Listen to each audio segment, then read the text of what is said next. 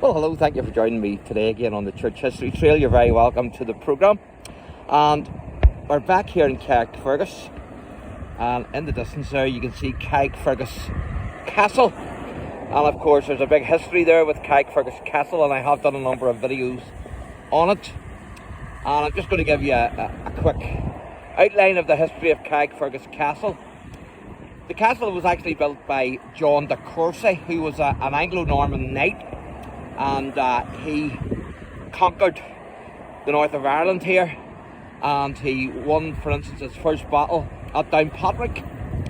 And he wanted a base where he could be secure, and so he built a castle here on the Rock of Fergus, and it was called the Rock of Fergus. It's an outcrop of rocks. So the castle's actually, it's a natural defence built on these rocks. And the reason why it was called Fergus after King Fergus was because it's believed that he was shipwrecked there on those rocks. And so John de Courcy built this castle in 1177, and it's seen a lot of conflict over the years, but thankfully it's still standing today. And of course there was a Battle of CARRICKFERGUS which took place in the 16th century, which was part of the 9 Years' War. And then also it was laid under siege during the 17th century, during 1689, whenever Marshal Schomberg came and besieged the castle, and he took it in a week's siege, which opened up the harbour then for King William to land his men and for the king to land himself in 1689. And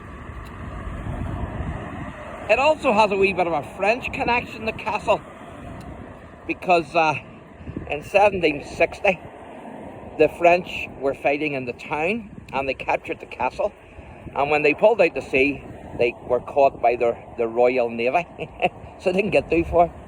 And of course then it also has a connection with the American Revolution, also of the 18th century, because there was a battle here between an American ship and a Royal Navy ship, and it was a win for the Americans and a defeat for the British. And then during World War I it was used by troops, and then during World War II it was used in air raid shelter, but it stopped functioning as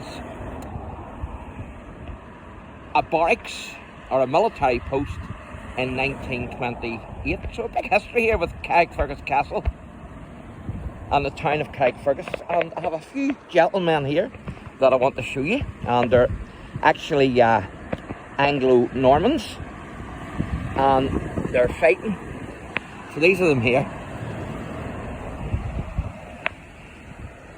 So this is a wee memorial to the history of the Anglo-Normans in CARRICKFERGUS.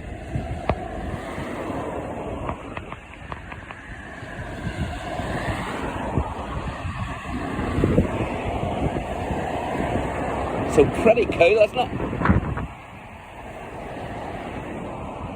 So that's your Anglo-Normans, and that's CARRICKFERGUS Castle. So thanks for watching, and God bless.